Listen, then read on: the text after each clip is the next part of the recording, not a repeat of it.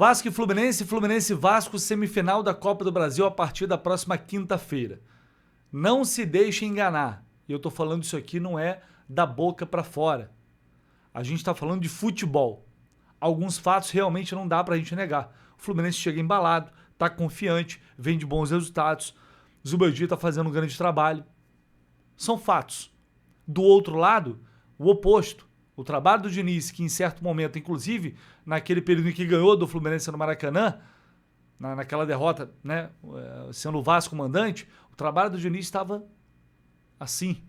Os jogadores confiantes, aquele jeito, e naquele momento eu temia, porque o Fluminense não estava tão bem, ainda não dava pra gente a certeza de que iria chegar ao final do campeonato dessa forma, e a gente sabe que quando, por mais que talvez, na maioria das vezes tenha um prazo de validade, quando o trabalho do Diniz está bem ajustado e encaixado, ele pode trazer um resultado. Trouxe resultado para o Fluminense em 2023. A gente viu.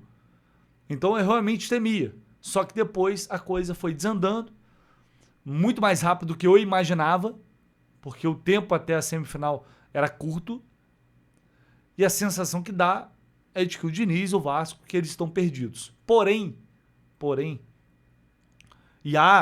ontem, assim, ontem o jogo contra o Atlético Mineiro, a goleada humilhante que o Vasco sofreu lá, ela traz mais elementos que corroboram nesse sentido.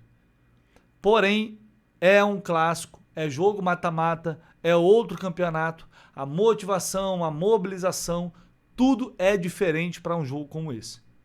Então não dá para subestimar. O Fluminense tem que continuar sendo um time humilde, trabalhador e competitivo como vem sendo. Se jogar no seu melhor nível, se correr o que vem correndo, se jogar com a atenção que vem jogando, o Fluminense é favoritismo e deve confirmar esse favoritismo. Porque tem recurso, tem um time que está respaldado por resultados consistentes. Isso não é soberba, isso é confiar no potencial que esse time está apresentando. Não é que apresentou, está apresentando agora. Só que do outro lado tem um adversário que pode eventualmente complicar. Agora, vamos lá. Tirando isso aqui, o cenário é o melhor possível, o melhor que a gente poderia ter. O Fluminense ele vai para essa semifinal sem o peso de depender apenas do título para ir para a Libertadores. Não tem esse peso. O Vasco, se quiser ir para a Libertadores, tem. Eu vou ter que ganhar a Copa do Brasil, que é o que a gente quer justamente impedir. Cara, a situação deles é bem crítica. A goleada ontem, foi time reserva e tal. Mas, cara, tomou 5-0 de um time que não quer nada já há muito tempo, que é o Atlético Mineiro. E aí, para piorar, ontem o Verratti saiu de campo, acho que muita gente viu, transtornado, foi substituído porque o Hugo Moura foi expulso, saiu transtornado, xingando todo mundo ali, depois que, enfim, foi lá pro banco de reservas, saiu batendo boca, jogou no banco de reservas esbravejando também. O clima não está bom. Pelo contrário, o clima está muito ruim por lá. E a entrevista coletiva do Diniz foi aquele tipo de entrevista que vivemos aqui muitas vezes, que me traz certos gatilhos, inclusive, mas que eu vou trazer aqui para a gente ter um nível, para a gente perceber o nível de tensão que paira sobre o Vasco neste momento. E isso, sem dúvida alguma, é um dificultador, porque é uma equipe que está sem confiança. A gente já viu relatos de que no vestiário tem jogadores satisfeitos com o Diniz, muitos treinos, na época até o Felipe Melo falou sobre isso, inclusive o Felipe Melo também falou sobre essa questão do Verratti, falou que falta inteligência, porque o time vai disputar uma semifinal, está tumultuando ainda mais o ambiente, falou isso ontem no Sport TV. E a coletiva do Diniz, eu acho que representa muito bem isso, porque ele bateu boca com o repórter, ficou batendo 2, 3 perguntas ali, batendo boca com o repórter.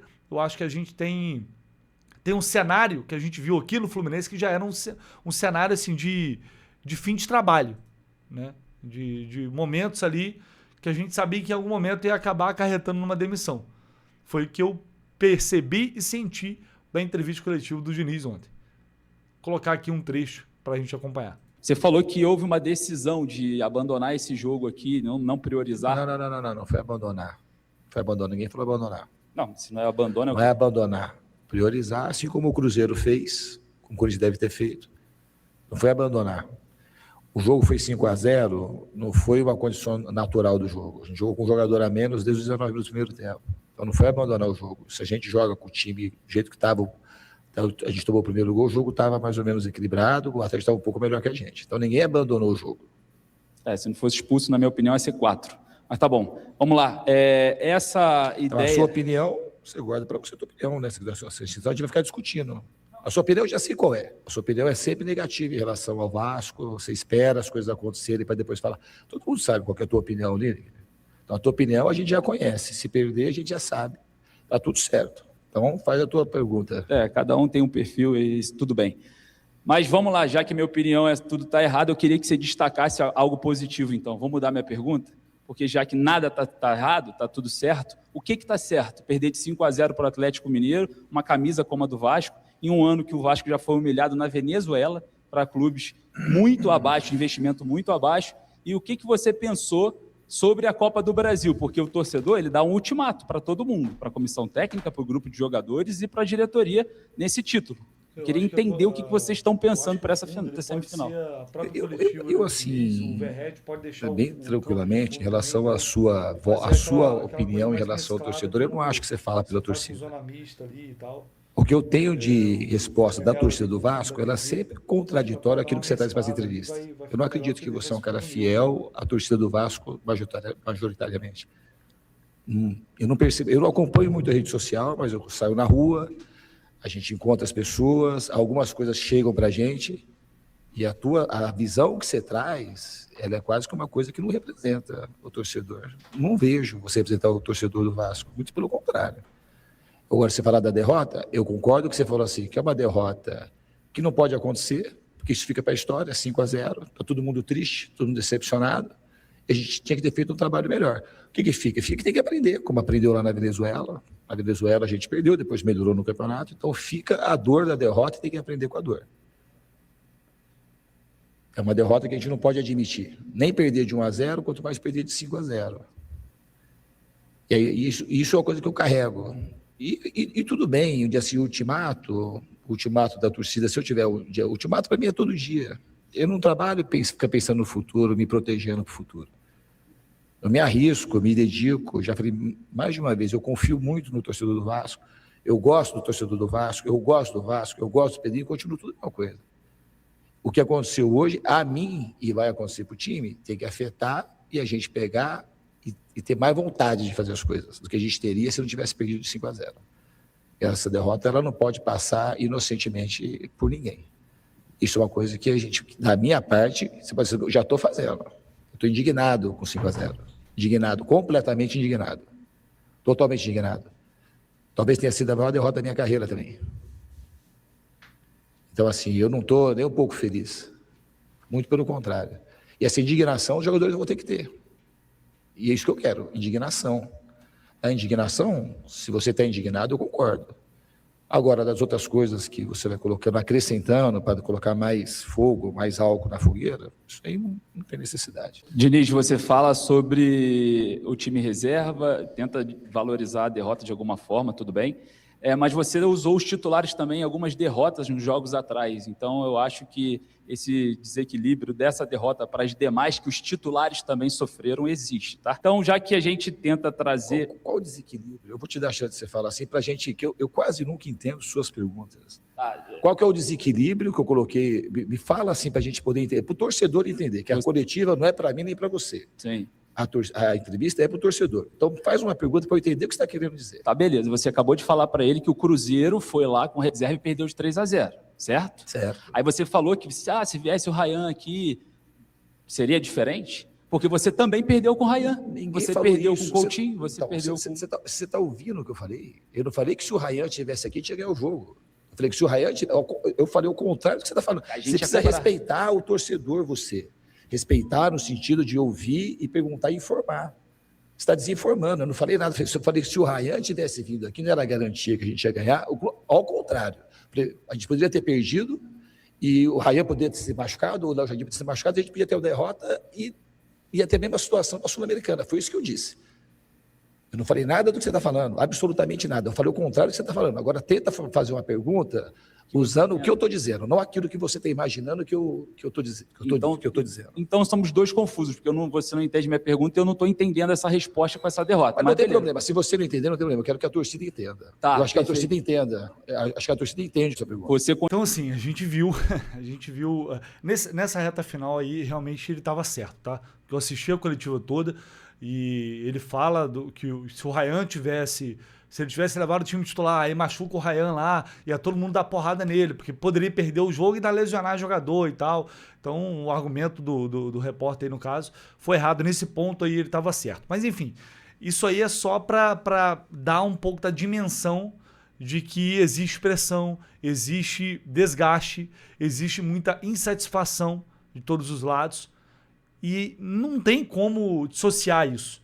Não tem como falar que não tem um impacto para um jogo decisivo. Que o Vasco vai chegar, vai acordar todo mundo hoje zerado e só pensando na semifinal, já passou o Campeonato Brasileiro, não tem cicatriz ali para ser curada. Não é assim. O ambiente é muito ruim. E aí o Fluminense precisa se aproveitar disso. E pode se aproveitar disso no primeiro jogo.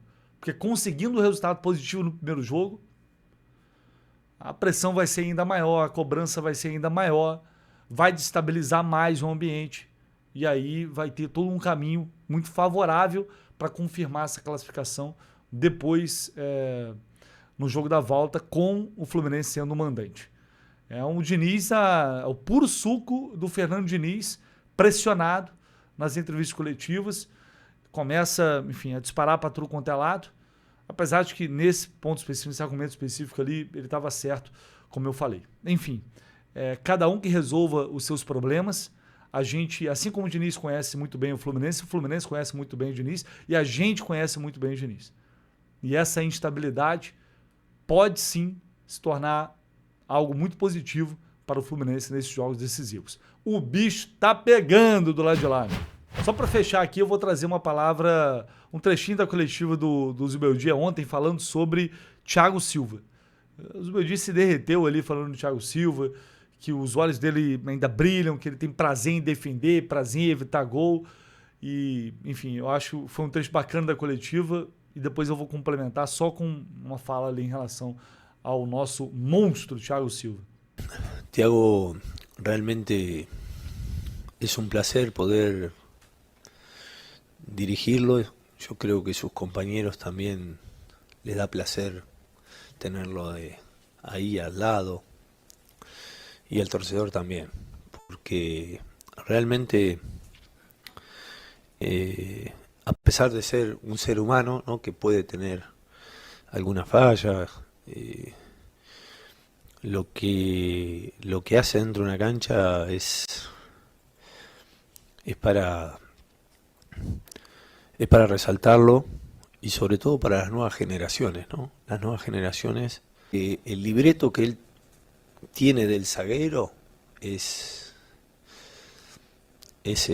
perfecto dentro de lo imperfecto que puede ser el ser humano, ¿no? Pero es decir, señores, basta de teoría en fútbol juvenil, miren qué se hace acá, y todo esto que se hace acá, empiecen a trabajarlo de menino. No está en Europa, está acá. Lo tengo acá.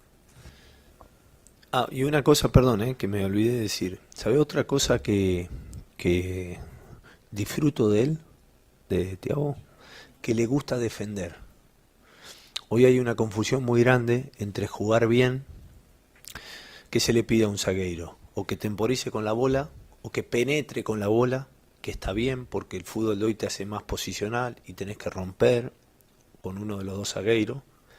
Pero además de esa lucidez para tomar decisiones, de temporizar con la bola para que se abra el espacio para jugar con el media, o saber hacer el 2-1 por afuera. Además de la técnica que tiene, le gusta defender. Está pendiente en cómo defendemos. La bola está allá en ofensiva y él le sale espuma para defender. Y capaz que la bola está a 100 metros del arco. Y hoy, en los tiempos de hoy, muchas veces con lo que le pedimos a los defensores, ¿no? De que se metan los laterales, se metan adentro, que los laterales sean profundos por afuera, de que el zaguero perfore, de que el zaguero con bola penetre, nos olvidamos de lo esencial, de sentir la defensa cuando la bola está lejana. Y cuando la bola está cerca de nuestro arco, defender. Esa parte también es importante. Muy importante. Bueno, él, a pesar de su edad, su trayectoria e que juega bem, sua mentalidade é de defensor. Cara, eu vou só reafirmar o que eu falei ontem, né? É um privilégio que a gente tem. E esse cara merece muito esse título. Todos nós merecemos, o Fluminense merece, mas ele merece muito encerrar a carreira. Como o Marcelo teve a oportunidade de conquistar a Libertadores, ele merece muito conquistar essa Copa do Brasil pelo Fluminense. Né? Quis o destino que tudo começasse numa Copa do Brasil, lá atrás, e agora pode terminar também numa Copa do Brasil, que vai ser muito especial para todos nós. Esse cara é absurdo, o grau de comprometimento, de profissionalismo, mesmo já por 40 anos, já cansado depois de toda uma carreira, e a gente olha para ele e às vezes o que eu enxergo é um jogador, é um menino ainda. Assim. Se me disser que ele tem 30 anos, 32, 31, eu vou acreditar. É um absurdo. É um absurdo, a gente tem que aproveitar muito. A gente que realmente curtir tudo que a gente está vivendo com o Thiago Silva vestindo a camisa do Fluminense. É muito especial. A gente volta ao longo do dia com muito mais informações aqui no canal do Lessa. Não esquece de deixar seu like aí, não tá? Seu like, seu comentário, se inscreva no canal. Tudo isso é muito importante pra gente, de verdade. Tamo junto, valeu.